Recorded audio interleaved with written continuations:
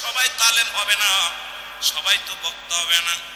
কারণ মাগো একটা দাবি করবা যে বাবা গো আমাকে যদি বিয়ে দিতে হয় একটা হালাল করে বান্দা সারাদিন করে আমার স্বামী ভ্যান চালাবে, সারাদিন করে ব্যবসা করবে, সারাদিন করে চাকরি করবে, আমাকে এক মুঠা হালাল খাদ্য খাওয়াবে, আমাকে পর্দার মধ্যে রাখবে, আমারে 5 ওয়াক্ত নামাজের জন্য আমার উপর আঘাত করবে।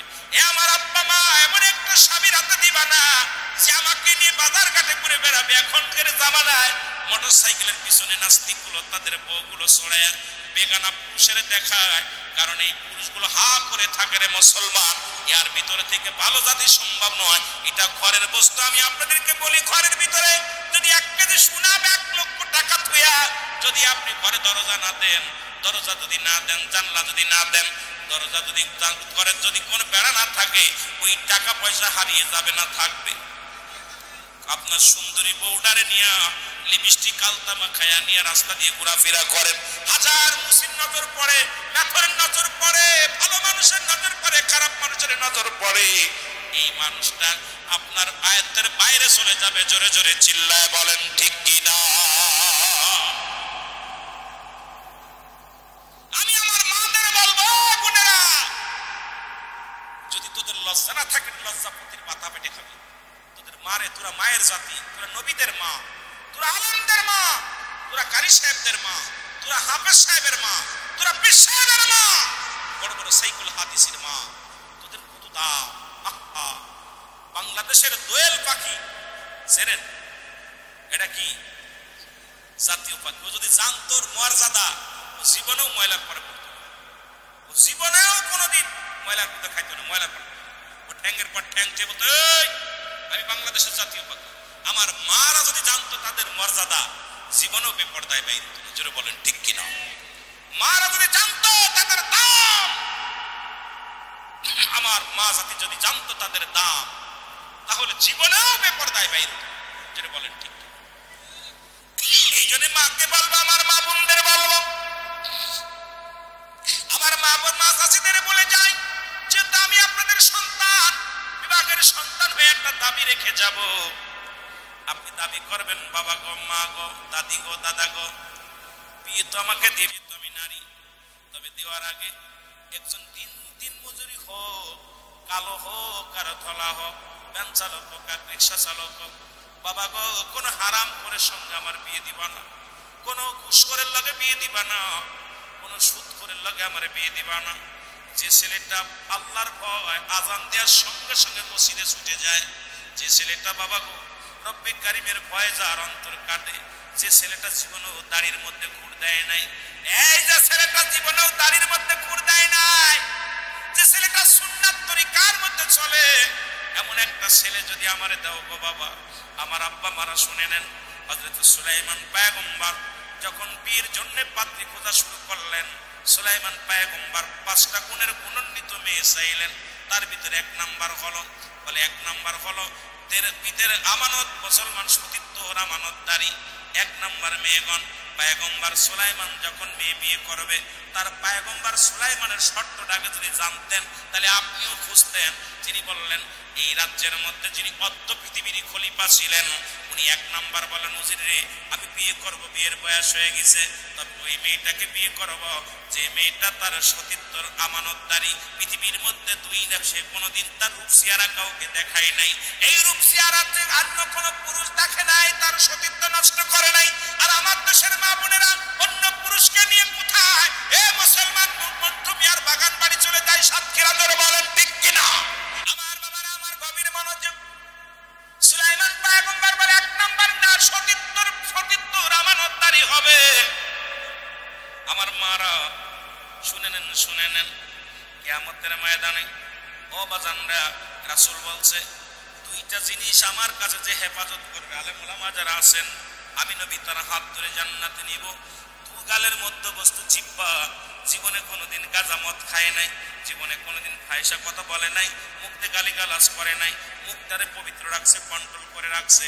আল্লাহর নবী বলছে আমি হাত ধরে জান্নাতে নিব। আর একটা হলো 2 পায়ের মধ্যবস্তু, স্ত্রীলিঙ্গ পুরুষলিঙ্গ, একমাত্র স্বামী ব্যতীত পৃথিবীর অন্য কারোর কাছে যায় না, স্ত্রী ব্যতীত স্বামী অন্য কারোর কাছে যায় নাই, নবী যে ওয়াদা করেছে, এই আমার নবী ওয়াদা করেছে, আমি কথা দিলাম এই দুইটা জিনিস যে ব্যক্তি হেফাজত করবে আমি নবী তারে হাত ধরে জান্নাতে নিয়ে যাব।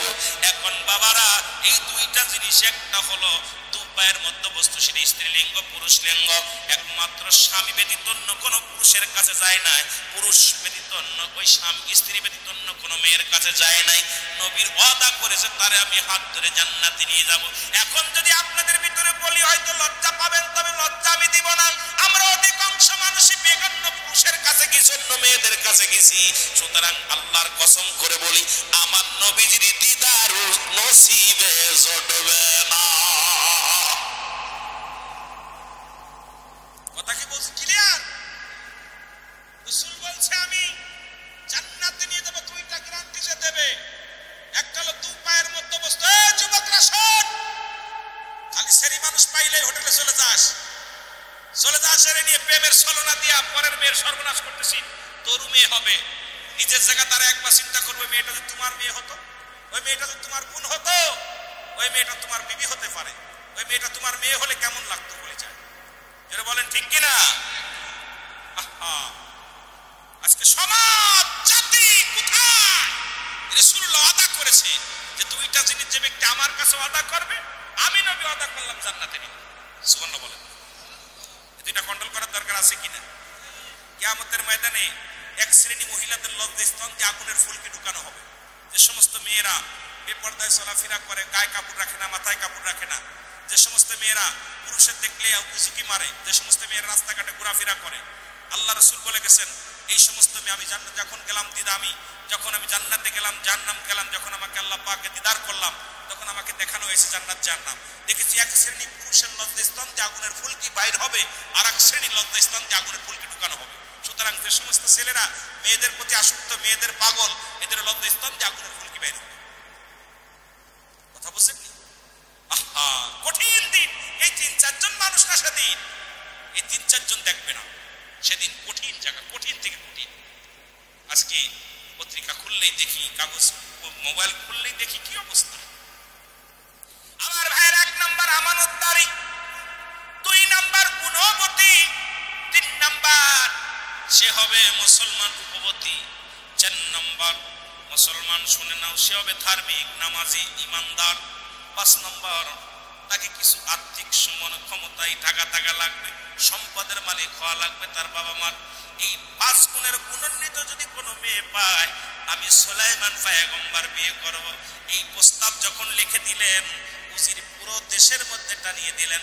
একটা মেয়ে পায় না, একটা মেয়ে পায় নাই, হাজার হাজার চিঠি ছাড়লেন রাজ্যের মধ্যে, কোথাও পায় নাই। গুণের 1 নাম্বার আমানতদারি, 2 নাম্বার রূপবতী, 3 নাম্বার আমলদারি, ইমানদার, 4 নাম্বার মুসলমান শোনো রূপবতী, 5 নাম্বার হলো ধন সম্পদের মালিক বা ধনী হবে।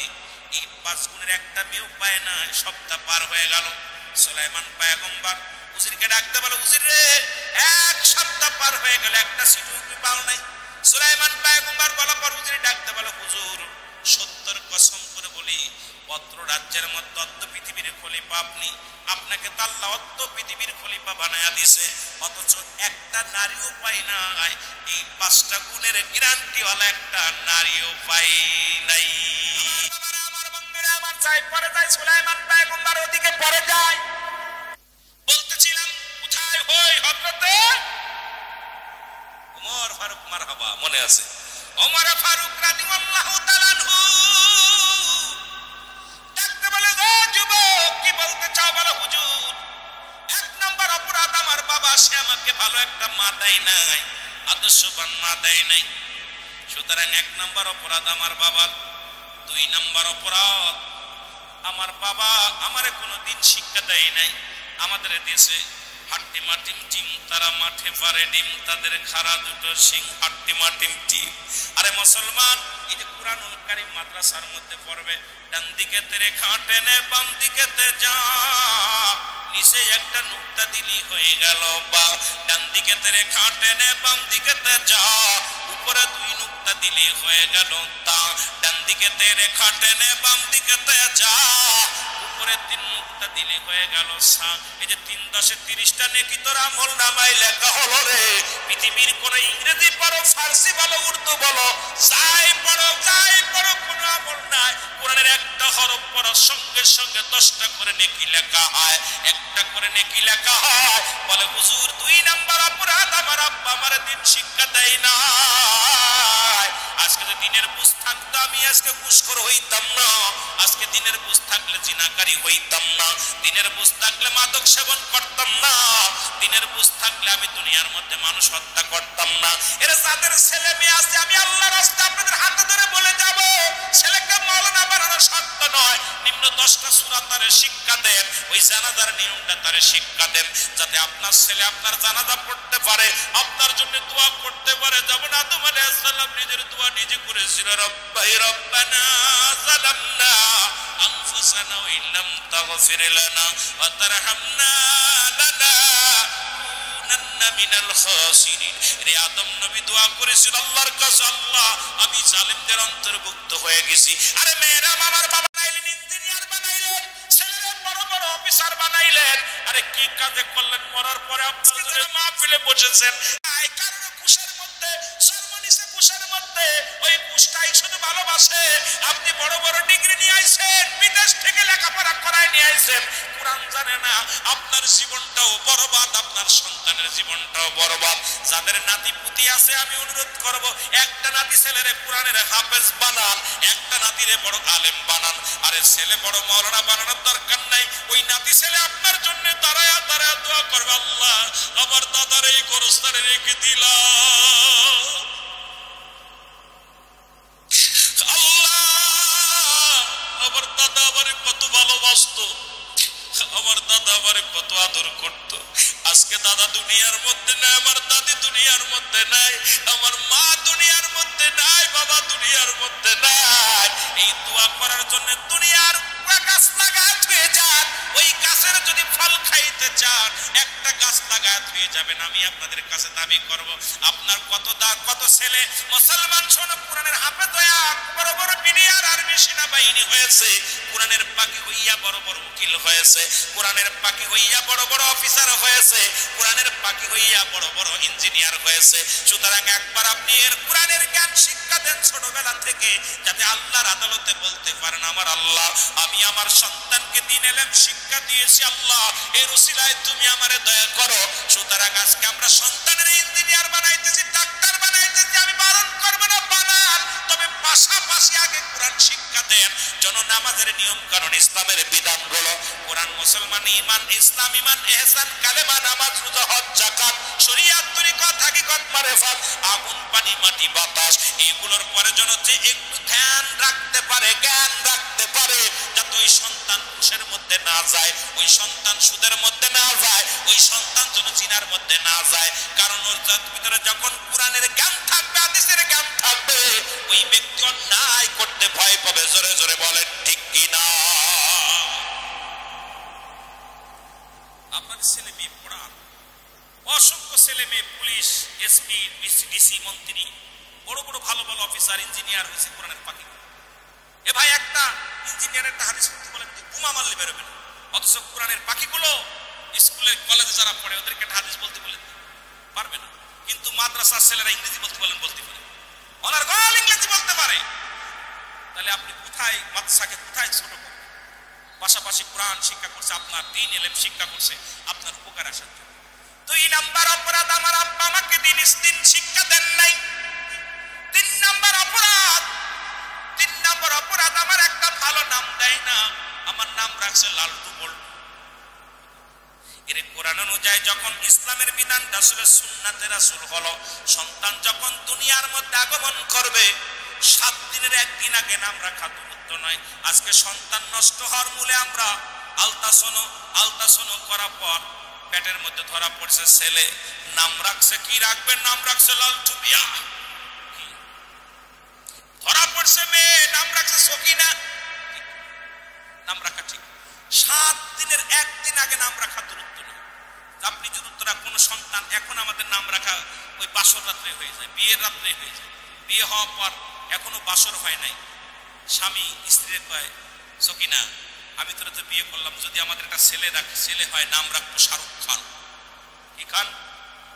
সকিন আবার বলতেছে রুহুল আমিন সাহেব, আমি তো নিয়ত করি যদি একটা ছেলে হয়, মেয়ে হয়, আমার মেয়ের বড় শখ, মেয়ে হলে নাম রাখবো কারিনা। কি নাম? দেখেন এখনো মিলনই হয় নাই, অথচ সুন্নাতে রাসূলের খোঁজ নাই। আল হাসান আল হুসাইনের নাম রেখেছে রাসূল পাক সাল্লাল্লাহু আলাইহি ওয়াসাল্লাম। সুন্নাতে রাসূল তরিকায় যদি আপনার সন্তান জন্মগ্রহণ করাতে হয় 7 দিনের একদিন আগে নাম রাখা হবে। দুনিয়ায় আগমন করবে, 7 দিন হবে, 7 দিন হওয়ার পর নখ কাটবেন, মাথা চুলগুলো ফেলবেন, এরপরে ছেলে হলে 2টা পশু কুরবানি করবেন, মেয়ে হলে 1টা। এইটা কুরবানি করে আকিকা করে সুন্দর একটা নাম রাখা সুন্নাতে রাসূল। একটা আলেমের কাছে বসবেন, একটা মাওলানার কাছে, ভাইজান আমার তো ছেলে হয়েছে, কি নাম রাখা যায়? মেয়ের কাছে কি নাম রাখা যায়? এবার নামটা রাখবেন। কিন্তু আপনারা নাম তো বাবারে ওই বিয়ের আগেই নাম রাখা আসছে। কল্পনা করে বিয়ের আগে বিয়ে করবো, বাচ্চা নিব, 2টা বাচ্চা, একটা ছেলে একটা মেয়ে যথেষ্ট।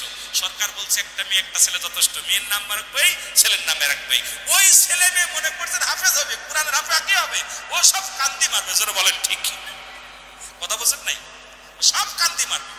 এই জন্য সুন্নাতে রাসূল তরিকায় সন্তানাদি যারা করেছেন, ভুল করেছেন, খবরদার আর ভুল হবে না, আর ভুল হবে না। আর আমার দেশের অধিকাংশ সন্তান এখন সিজারের মাধ্যমে হয়, আর সিজার যখন দেয় তখন দেখবেন আমার দেশে অধিকাংশ হলো খ্রিস্টান, ইহুদি, হিন্দু হলো ডাক্তার। কুয়াডা কানে কালে বিজার আজানে যায় না। এই জন্য দেখছেন কিছুদিন আগে আমাদের দেশের ধর্মমন্ত্রী কি বলছিল জানেন? যে যখন আজানের ধ্বনি হয় মনে হয় বেশ্যে তার খদ্দের তালাশ করতেছে। নাউজুবিল্লাহ বলেন না? কারণ ও ওর মা তো বেশ্যা হয়ে জন্ম দিয়েছে। ওই মন্ত্রীর মা ছিল বেশ্যা, জন্ম দিয়েছে বেশ্যারে। এই জন্য উনি আওয়াজ দিয়ে বলছে, আমি এত কষ্ট পেয়েছি আজানটা শুনে। আমি কিন্তু প্রতিবাদ আজকে করি না, আবার মনে করতে পারে বাতাস করছে বলে হুজুর প্রতিবাদ করে না। আমার ওয়াজগুলো শুনবেন। রুহুল আমিন সিদ্দিকের জবানে ভাবেই চলে সারা জীবন, কোনোদিন হক কথা বলতে রুল ফেরে নাই আজ পর্যন্ত। এই এতকাল মানুষ যারা তেল মেরে ওয়াজ করেছে, রুহুল আমিন সিদ্দিক তেল মেরে ওয়াজ করে নাই কোনোদিন। রুহুল আমিন সিদ্দিকের কণ্ঠে ভাবেই চলছে, কারণ মরণকে বরণ যেদিন দুনিয়ায় আসছি আমার চলে যেতে হবে, আমি জানা আছে। কারণ আজ হোক কাল হোক যেতে হবে। কারণ এই মন্ত্রী কি বলেছে? বলেছে মসজিদে আজান দিলে মনে হয় বেশ্যে তার খদ্দের বুঝতেছে। এত মসজিদের দরকার কি? নাউজুবিল্লাহ বলেন না? কথা বুঝেন নাই? এত বড় কথা বলতে পারে এদেশে তারা মন্ত্রী চেয়ার নিয়ে বসে আছে। ওইটা দেখেন, খোঁজ দিয়ে দেখেন, ও জন্মর মা বেশ্যেই ছিল। কথা বুঝেননি? ও মা ওর কন্তে জন্মাইছে ওইটাই জানো। এই জন্য আজকে আমার ওদের তো জন্মের পরে কানে আজান দিতে হবে, একামত দিতে হবে। শুনুন আমাদের ছেলের এখন কোরআন, এই জন্য দেখবেন কোরআন পড়তে গেলে ভালো লাগে না, কোরআনের বাণী ওদের ভালো লাগে না, আজান দিলে ভালো লাগে না, কোরআন পড়লে ভালো লাগে না। বড় সূরা পড়বে মসজিদে বয়া, ইমাম সাহেব যদি একটু বড় সূরা পড়ে, পরের দিন ইমাম সাহেব আজকে খাওয়া বুঝি ভালো হয়ে গেছিল, এত বড় সূরা ধরছে, কারণ তো ভালো লাগবে না। কারণ ওর তো মন ওর জন্মের সময় আজানও শোনে নাই, কোরআন তেলাওয়াতও শোনে নাই। ওর আজান ওই মসজিদে মুসল্লি যখন দেখবেন পুষপুষ করে, দূর ছুটাছুটি করে, কারণ ওর তো ভালো কোরআনের কোনো কথাই ভাল লাগবে না। কথা বুঝেন নাই? ভাল লাগবে না। এই জন্য যাদেরকে কোরআন হাদিসের অনুযায়ী, ইসলামের বিধান অনুযায়ী যাদের জন্ম হয়েছে, ওরা মাটি কামড়ে পড়ে থাকে, কোরআনের কথা শোনার জন্য পাগল হয়ে যায়। সুবহানাল্লাহ বলেন না? আরো জোরে বলেন। সুতরাং আমি আর আগাবো না, 12টা বেজে গেছে, 12টা পার হয়ে গেছে, অনেক সময় আপনাদের নষ্ট করেছি। আমার বাবারা, হযরত খলিফা হযরত উমর ফারুক রাদিয়াল্লাহু তাআলা, আপনার বসে দোয়া করে যায়। কষ্ট পাচ্ছেন? চলে যাচ্ছেন কেন? আমি তো আপনাদের আগে চলে যাবো, আপনার আগে চলে গেলে হইব? যেটা হযরত উমর ফারুক ডাক দিয়ে বলে, বৃদ্ধা, তোমার সন্তান নষ্ট হওয়ার জন্য তুমি দায়ী। কারণ আমার সন্তান আমার কাছে আমানত। কথা বুঝেন নাই? আমানত খেয়ানত করার অধিকার আছে আপনার। এটা আমানত, খেয়ানত করার অধিকার আপনাকে দেওয়া হয়নি, কিন্তু খেয়ানত করছেন। আমার ভাইয়েরা, বিদ্যা বলে আমিনুল মুমিনিন, আমার ভুল হয়ে গেছে, আমাকে ক্ষমা করেন, আমি ভুল স্বীকার করেছি, আপনি আমাকে তওবা পড়ায় দেন। হযরত খলিফা হযরত উমর ফারুক রাদিয়াল্লাহু তাআলা তওবা পড়ায় দিলেন। আল্লাহ পাক তওবাকারীকে ভালোবাসে। আসলে হেদায়েতের মালিক কোনো মৌলবী না, হেদায়েতের মালিক কোনো মুন্সি না। আমাদের দেশে হেদায়েত প্রাপ্ত সবাই বলে যে আমি অমুক হেদায়েত করছে, না ভাই, হেদায়েতের মালিক নবীজিকেও দেয়নি আল্লাহ। হেদায়েতের মালিক যদি নবীজিকে দিতেন তাহলে উমরের আওয়াজে আপনার আবু জেহেলের কপালে কালেমা জুটত।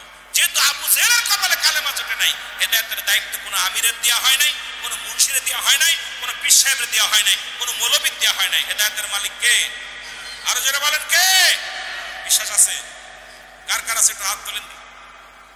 নারায়ে তাকবীর, নারায়ে তাকবীর, নারায়ে রিসালাত। কষ্ট হয়নি? কষ্ট হয়? রাসূলকেও ডাকবেন, নারায়ে তাকবীর দিয়েছেন স্লোগান। আবার আমাদের অন্য জায়গায় দেন লিল্লাহি তাকবীর, ঠিক কি না? লিল্লাহি তাকবীর শব্দ জানেন? লিল্লাহি তাকবীর, আল্লাহর জন্য তাকবীর দাও। নারায়ে তাকবীর উচ্চ আওয়াজ আল্লাহর জন্য তাকবীর দাও, দুইটাই একই শব্দ। একটা হলো উচ্চ আওয়াজ আল্লাহর জন্য তাকবীর দাও, আর একটা হলো আল্লাহর জন্য শুধু তাকবীর দাও। আর নারায়ে রিসালাত ইয়া রাসূলুল্লাহ বলবেন, কারণ রাসূলকে ভালোবাসবেন। রাসূল আমাদের আপনার আমার শাফায়াতকারী। রাসূল পাক সাল্লাল্লাহু আলাইহি ওয়াসাল্লামের আল্লাহ যেন আমাদের সকলে রাসূলের রওজা পাক জিয়ারত করার তৌফিক দান করে, সকল বলুন আমিন। কোরআন এমন একটা জায়গা, এটা পাহাড়ের উপরে নাজিল হলো। কোরআন বলে, পাহাড় বলে আল্লাহ আমার উপরে দিও না, এটা সহ্য করতে আমি পারবো না। আল্লাহ পাক পাহাড়কে বললেন, পাহাড়ের উপরে দিলেন না, দিলেন কোথায়? গাছের উপরে। গাছ বলে পারবো না। এবার গাছের উপর থেকে নিয়ে আসলেন জমিনের উপরে, জমিন বলেন পারবো না। এই মানুষের ভিতরে দিলেন রব্বে করিম। আর মানুষ এই কোরআনটা নিয়ে খেলা শুরু করেছে, কোরআনকে নিয়ে অবব্যাখ্যা কোরআনকে নিয়ে মুসলমান আজকে তোমাত দেয়া কোরআন কেন নিয়ে, কোরআনের ব্যাখ্যা, কোরআনের কিছু মানি কিছু মানি না, কোরআনের কিছু অংশ মানি কিছু অংশ মানি না। কোরআন যে পথে চলতে বলেছে আমরা চলতে পারি না, কোরআন যেভাবে চলতে বলে সেইভাবে চলতে পারি না। আসলে আমাদের বদনসিব, আমাদের কপাল খারাপ, কিছু মানি কিছু মানি না। জোরে বলেন ঠিক কিনা? তৎকালীন জামানাও মুনাফিক ছিল। আল্লাহ কমিনান নাস, মানুষের মধ্যে মাকুল তারা বলবে আমান্না, তার ঈমান আছে বিল্লাহি, আল্লাহর প্রতি, অবিলম্বিল আখিরাতের প্রতি বিশ্বাস স্থাপন করেছে। ওমা হুম বিমুমিনিন। আল্লাহ কয় হাবিব রে, আল্লাহ কা ডাক দে, কয় হাবিব রে, একদল মুনাফিক আছে। যুগে যুগে ওমর হত্যা করলো কারা? ওসমান হত্যা করলো কারা? আলীকে হত্যা করলো কারা? এই যুগে যুগে যত মুসলমানদের হত্যা করেছে, এর ভিতরে সবচেয়ে বড় খ্রিস্টানদের চক্রান্ত, ইহুদিদের চক্রান্ত মারছে কিন্তু মুসলমান। এই মুসলমান এত লুবি জাতি, মুসলমান এত বড় লুবি জাতি। রাসূল বলছে বালহুয়া কিলাব, এই দুনিয়াটা পচা দুর্গন্ধ মরি। মানুষের চরিত্র হলো কুকুরের চরিত্র। কুকুর যেমন মরি পাইলে খুশি হয়, তদ্রূপ শেষ জামানার মানুষগুলো সম্পদ পাইলে খুশি হবে। জোরে বলেন ঠিক কি না? আমার কথা নবীজি বলছে বালহুয়া খিলাফ, এই দুনিয়াটা হলো পচা দুর্গন্ধ মরি। মানুষের চরিত্র হলো কুকুরের চরিত্র।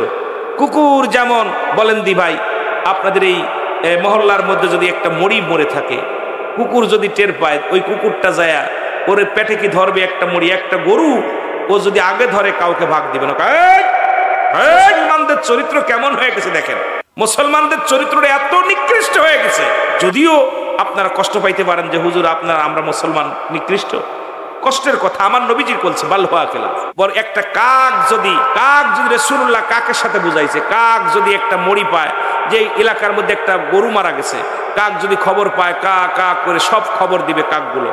সব কাকগুলো আইসা কেউ পেট খাবে, কেউ লেজ খাবে, কেউ বুড়ি খাবে, কেউ চোখ খাবে, বাক করে খাবে। কাকের চক্ষু লজ্জা আছে, কুকুরের চক্ষু লজ্জা নাই।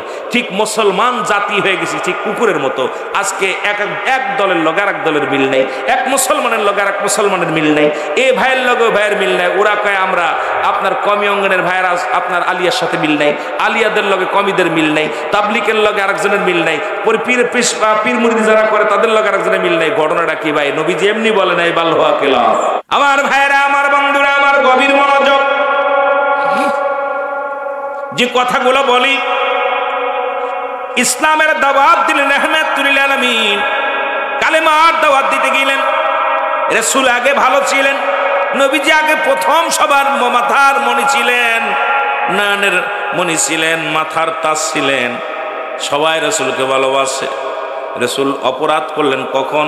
যখন কালেমার দাওয়াত দিলেন, আশহাদু আল্লা ইলাহা ইল্লাল্লাহু আহাদাহু লা শারীকা লাহু ওয়া আশহাদু আন্না মুহাম্মাদান আবদুহু ওয়া রাসূলুহু।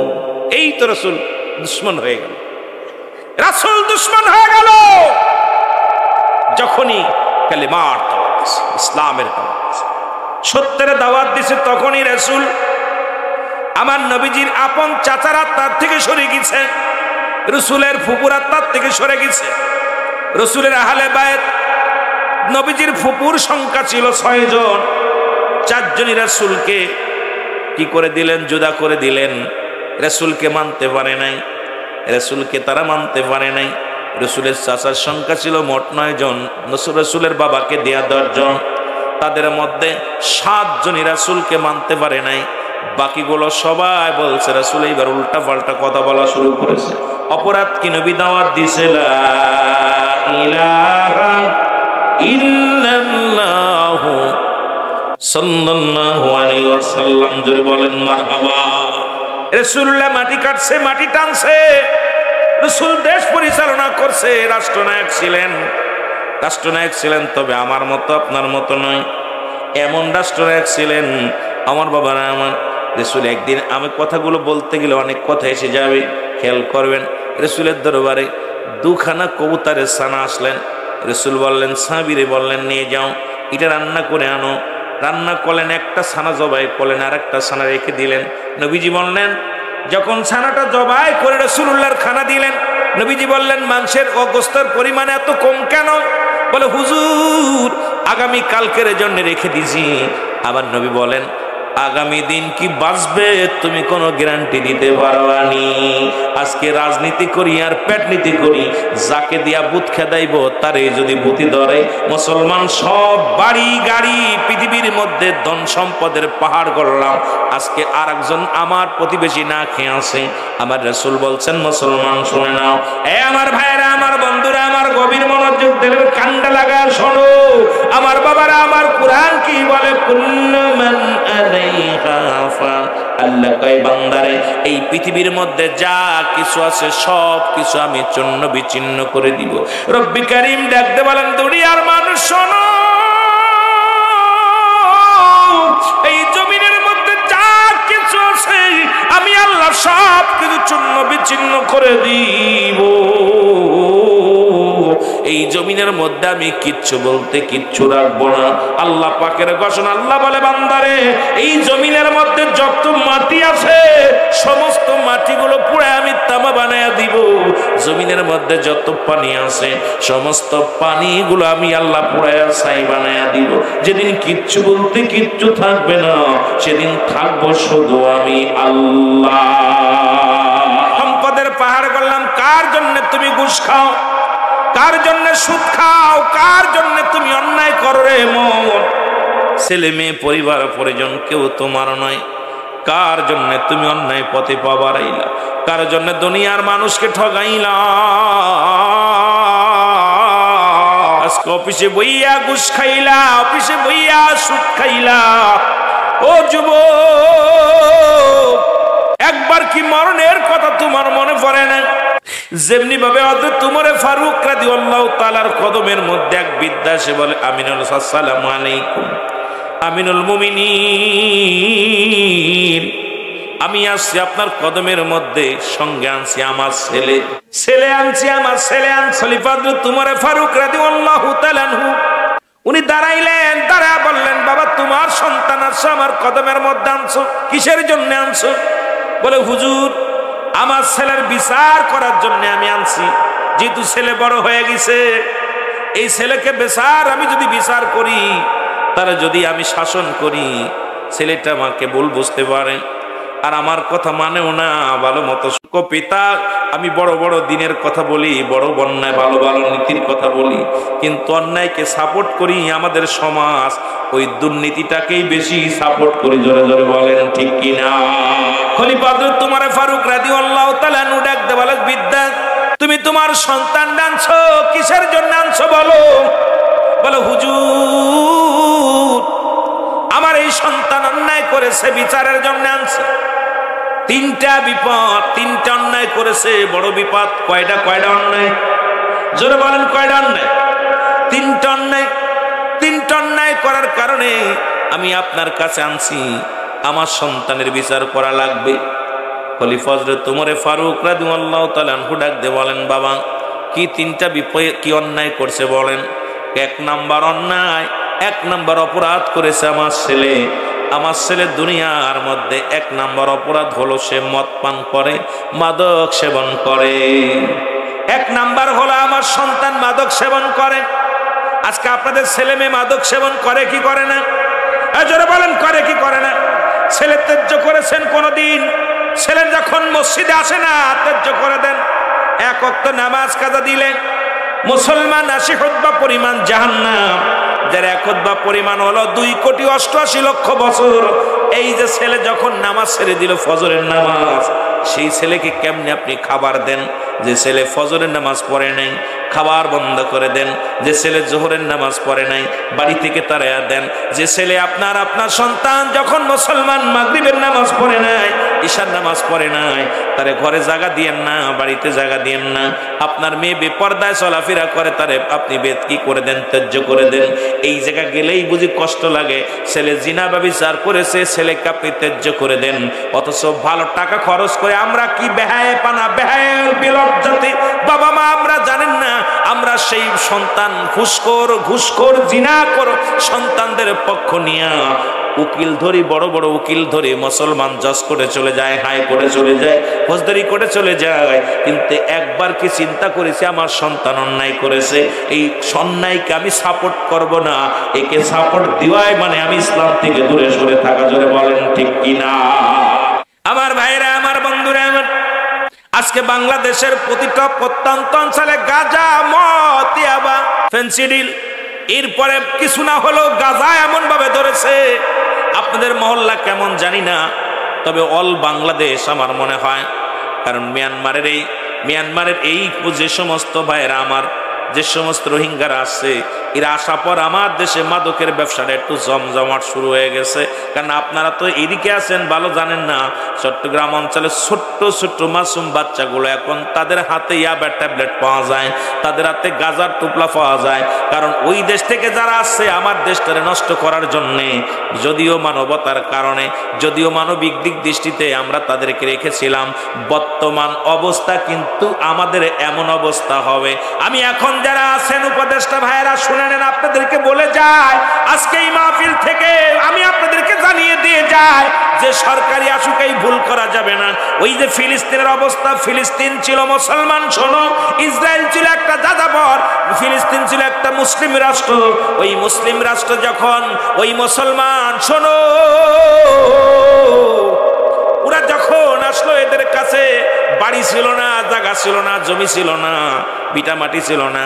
মানবিক দিক তাকায়া ইসরায়েলকে জায়গা দিয়েছিল ফিলিস্তিন, তাদের খাবার জায়গা করেছে, বসার জায়গা করেছে, বাড়ি ঘরদর করেছে। আজকে সেই ইসরায়েলের জানোয়াররাই ফিলিস্তিনের উপর আক্রমণ করতেছে। আজকে আমার দেশে 11 লক্ষ রোহিঙ্গা প্রবেশ করেছিল, সেখান থেকে প্রায় কোটিতে ধরতে চললো এখন বর্তমান। কারণ প্রতি বছর তারা এত পরিমাণ সংখ্যা বাড়াইতেছে, কারণ ওরাও এক সময় আমাদের বাংলাদেশের উপরে আক্রমণ চালাইবে, অতি ফস করে আবর্জনা সরানো লাগবে। জোরে বলেন